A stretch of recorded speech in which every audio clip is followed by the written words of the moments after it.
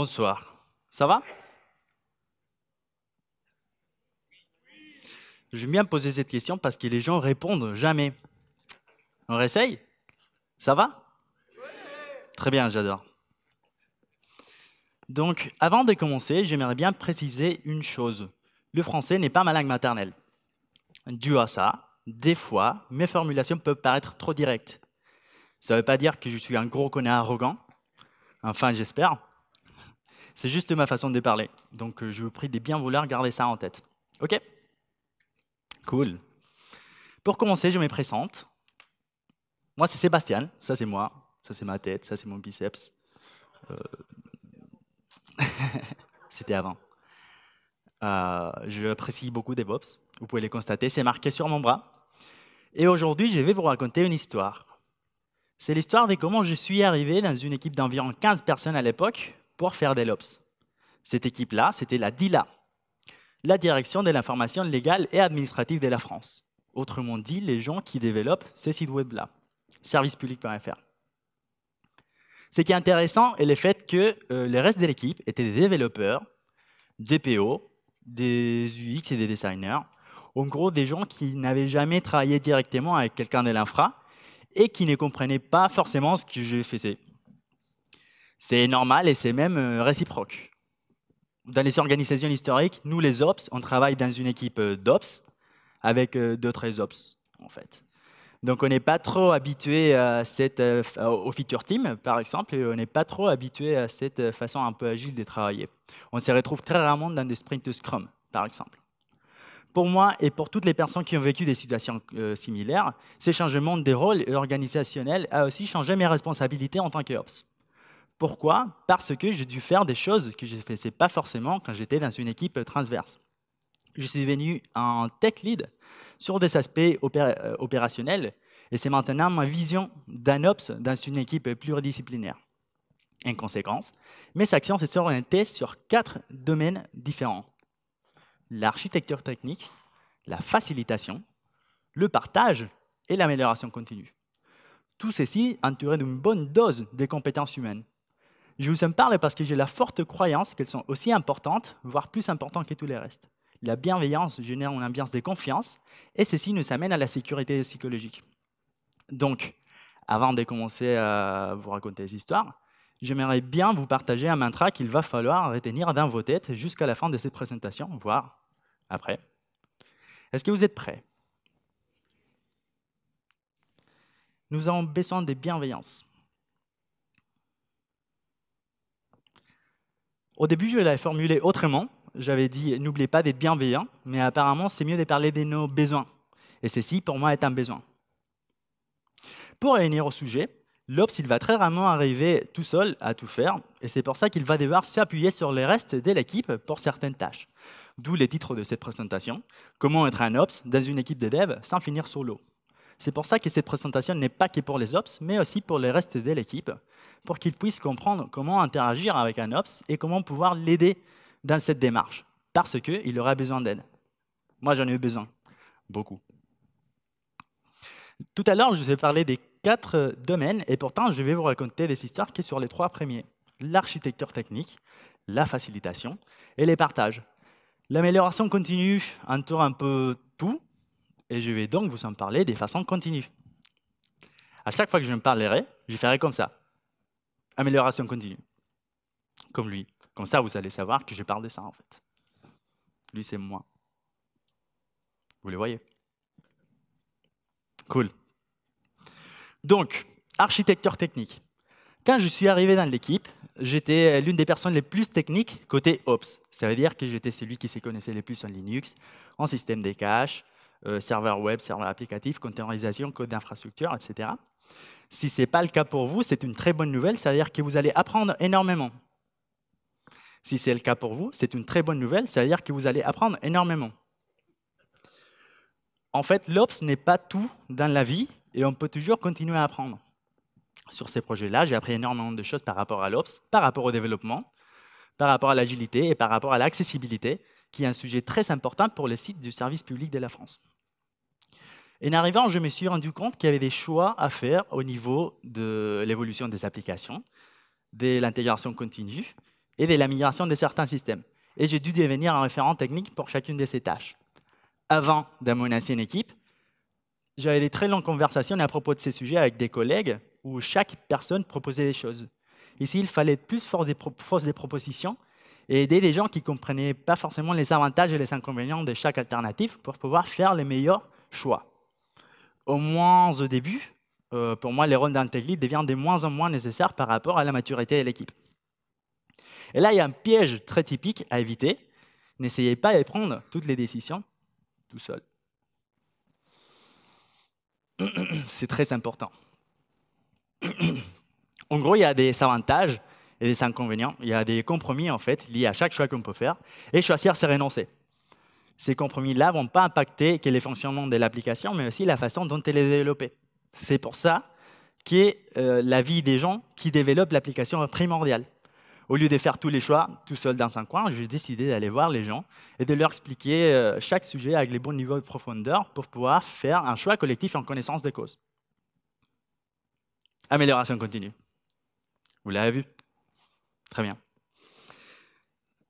Et pour ça, il est très important de pouvoir vulgariser.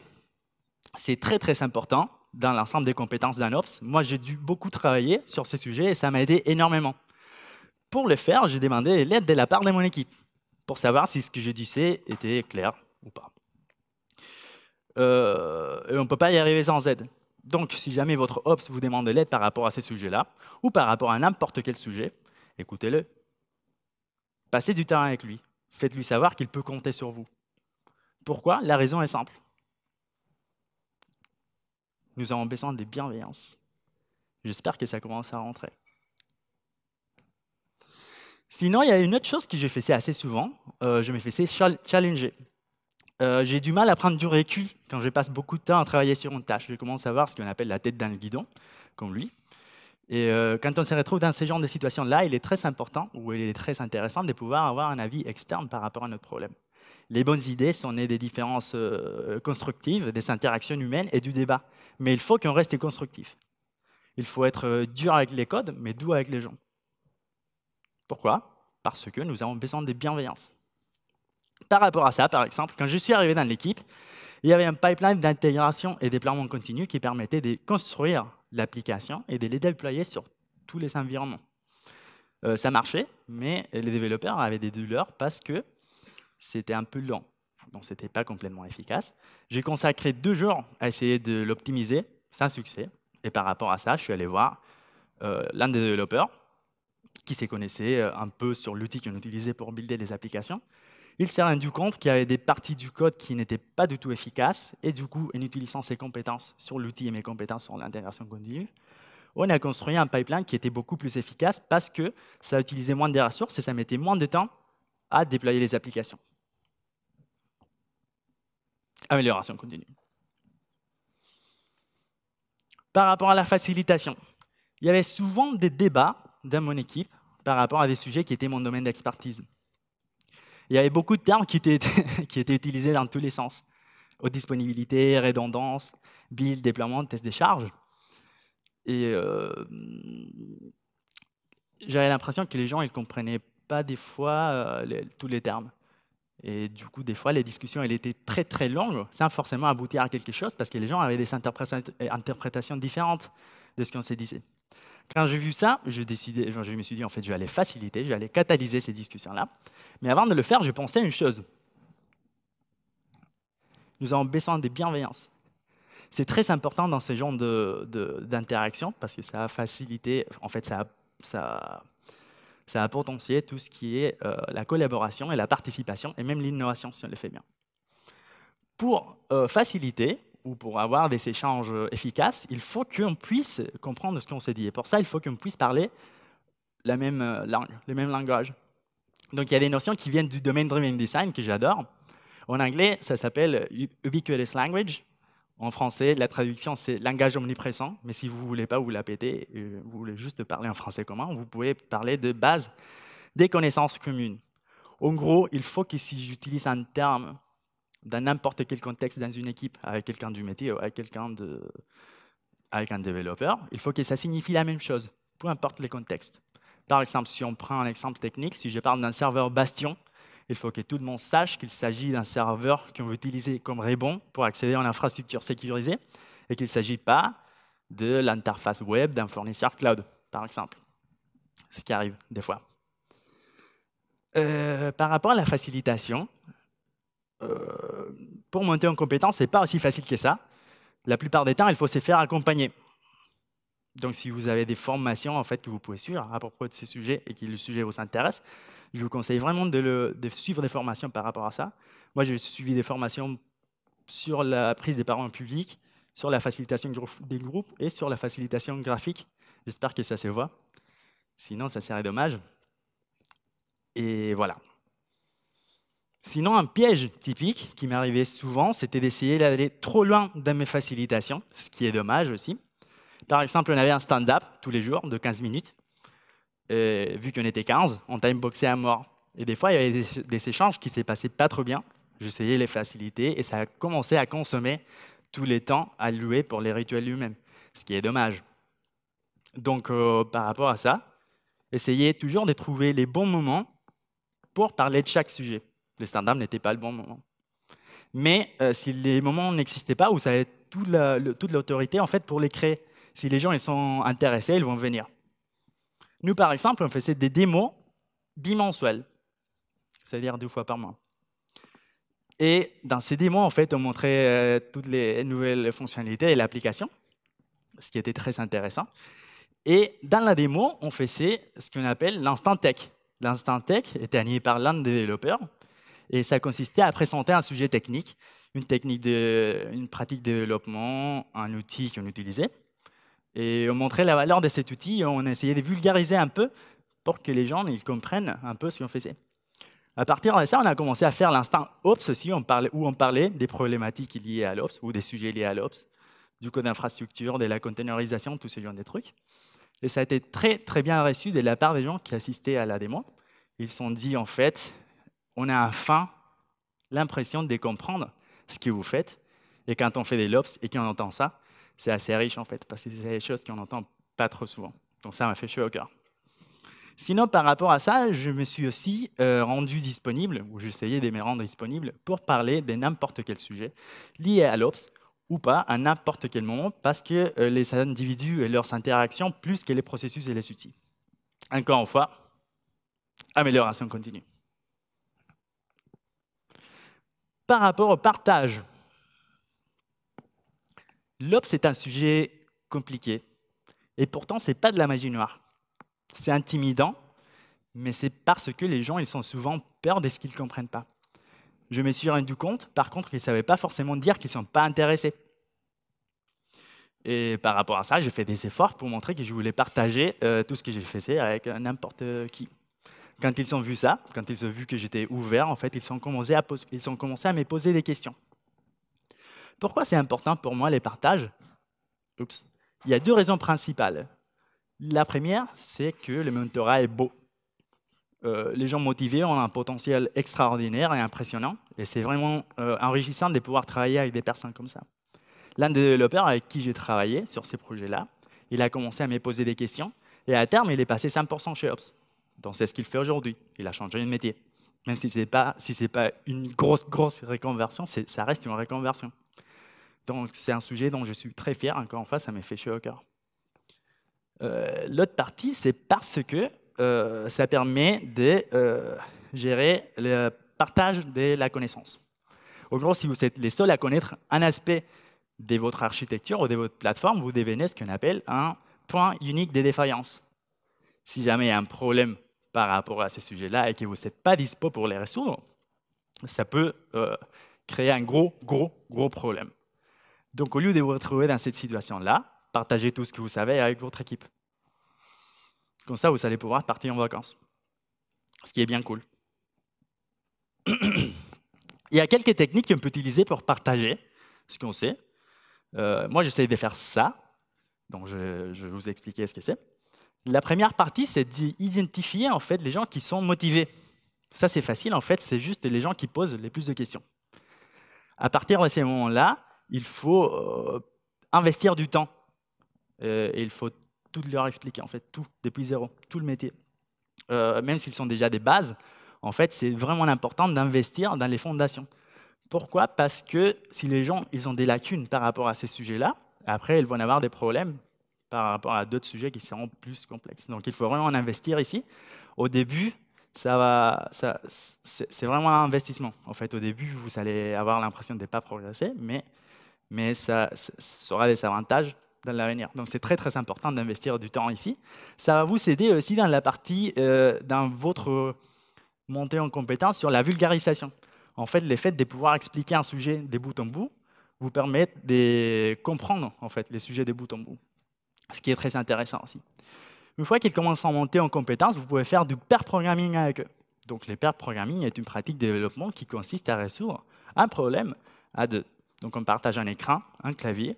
Il y a une personne qui écrit les codes, elle manipule, elle est vraiment près de l'implémentation technique. L'autre personne, elle est à côté, elle regarde, elle propose des choses, des idées, des solutions. Donc, elle a une vision un peu plus globale. C'est une méthode qui est très intéressante parce que ça permet à la personne qui débute sur les sujets de manipuler, et c'est comme ça qu'on apprend quand on met les mains dans les cambouis. Ça vous permet aussi de continuer à travailler sur vos tâches à vous, donc vous n'allez pas vraiment prendre du retard parce que vous continuez à délivrer. Et puis, ça vous permet de partager la maîtrise des connaissances, parce que là, vous allez deux à connaître ces sujets-là. Il n'y a pas des points uniques de défaillance. Une fois qu'ils commencent à monter en compétences, vous pouvez leur déléguer des tâches qui sont à vous, en fait. Et là, c'est très intéressant parce qu'ils vont gagner en autonomie, mais il y a quand même un petit piège. Il faut être en capacité de trouver des tâches qui ne sont pas trop simples, parce que sinon, ils vont s'ennuyer, ils vont dire, en fait, c'est pas pour moi, ces trucs, ni pas trop complexes, parce que sinon, ils vont dire, en fait, je suis frustré, je n'ai pas ce qu'il faut pour les faire. Il faut aussi se rendre disponible pour aider les gens. Ça, c'est très important, en fait. Il faut toujours être ouvert pour aider les gens. Et puis, si vous avez une équipe où il y a beaucoup de monde qui est intéressé par les sujets, vous pouvez faire du mob programming, qui est très similaire à ce qu'on fait quand on fait du pair programming, sauf qu'on est plusieurs, on se met autour d'une table, on met un projecteur comme ça, et il n'y a qu'une seule personne qui code, et les restes, ils proposent des choses. Ça, c'est excellent parce que ça permet à toute l'équipe de monter en compétences, et ça permet de partager la connaissance partout. Donc, c'est un peu idéal, mais s'il y a plein de monde qui est motivé par les sujets, vous pouvez les faire. Ça aide beaucoup. Donc, en faisant tout ça, même s'il n'y a eu qu'une seule personne qui est passée 100% chez Ops, le reste de l'équipe a acquis les compétences nécessaires au niveau de l'infra pour résoudre des problèmes simples ou moyennement complexes sans me solliciter, ce qui m'a libéré du temps pour pouvoir consacrer à d'autres tâches qui ont apporté énormément de valeur pour l'équipe et pour les utilisateurs finaux. Donc, c'est comme ça qu'on arrive à faire des LOPS dans une équipe de dev sans finir sous l'eau. Si vous avez déjà décroché et que vous voulez garder en tête juste les points les plus importants de cette présentation, les voici. Le premier et le plus important, nous avons besoin de bienveillance. Utilisez votre pouvoir pour les biens communs. Aidez les gens. Partagez ce que vous savez. Faites grandir l'équipe. Et les derniers et les plus importants, nous avons besoin de bienveillance. Merci à toutes et à tous pour ce moment de richesse.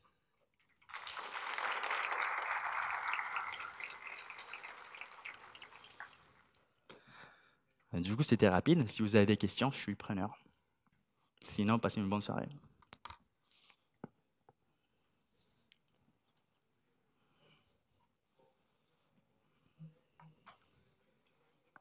Bonne soirée.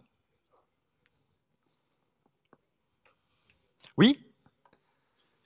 Oui, je t'écoute. Il n'y a pas de souci.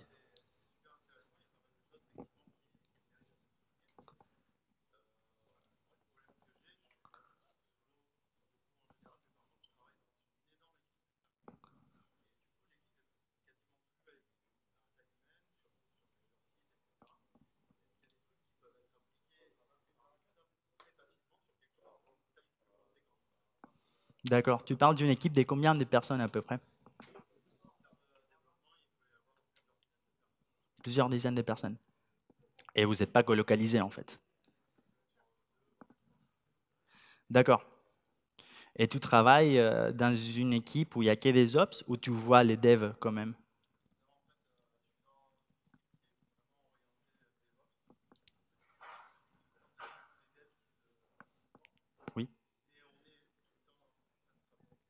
D'accord. En fait, ça, c'est hyper intéressant. Ce qui est intéressant, quand on voit des talks ou des présentations qui sont liées à DevOps, la plupart du temps, c'est des démarches qui sont très, très, très top-down. Bon, ça parle de conduite des changements, tout ce genre de trucs. Ici, c'est vraiment des choses que tu peux commencer à faire depuis demain. Donc, si ça t'intéresse, en fait, tu peux commencer demain. Tu... C'est important d'analyser, en fait, quelle est la tâche qui prend le plus de temps pour toi. C'est-à-dire, ça peut être les déploiements, par exemple, ce genre de trucs, ou ça peut être des tâches de support, tous ces genres de trucs. Ce que tu peux faire, c'est la prochaine fois que tu es à faire ces genres de trucs, tu demandes au dev si quelqu'un veut le faire avec toi, en pair programming, justement. Et s'il y a des gens intéressés, en fait, ils vont le faire avec toi. C'est important de le laisser manipuler. Là, tu peux rédiger la doc et leur demander d'exécuter la doc pour voir si elle est pertinente ou pas, s'il y a des choses à corriger. Et puis, tu verras que ça sert à eux qui vont commencer à effectuer les actions. Et puis, si jamais ça devient leur truc, en fait, après, ils vont plus te demander de le faire. Ça sert à eux qui vont le faire, en fait, tout de suite. Parce que c'est beaucoup plus rapide de le faire soi-même que d'appeler quelqu'un d'autre pour le faire. Comme ça, ils ne seront plus bloqués. Ça, c'est juste un quick win, par exemple. Et ça peut paraître négligeable par rapport à la taille de tes problèmes, peut-être. Mais c'est des choses que tu peux commencer à faire dès demain. Et du coup, si tu en fais plein comme ça, à terme, tu vas voir qu'en fait, ta bande passante, elle va augmenter de façon conséquente. Avec plaisir.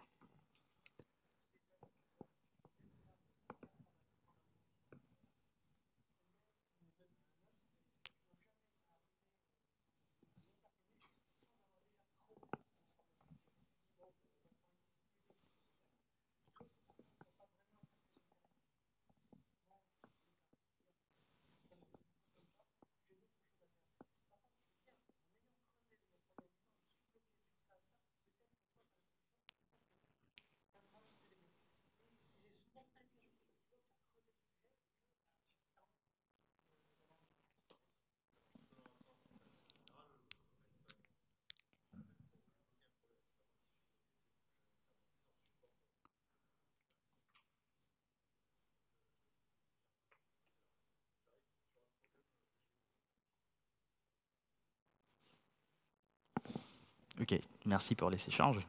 Je ne sais pas s'il y a d'autres questions. Oui?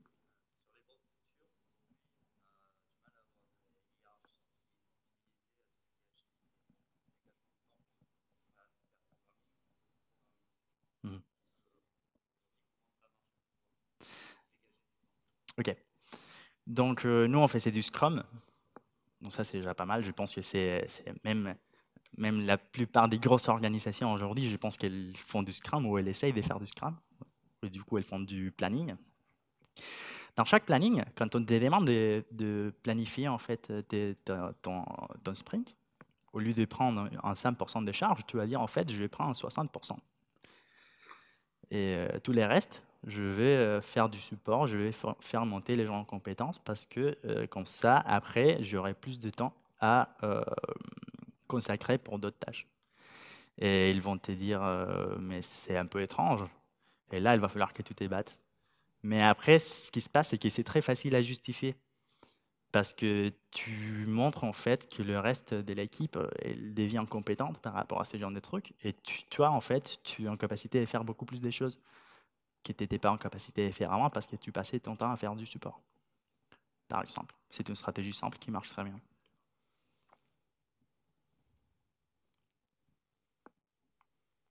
Bon, s'il n'y a pas d'autres questions, je vous remercie et passez une très bonne soirée.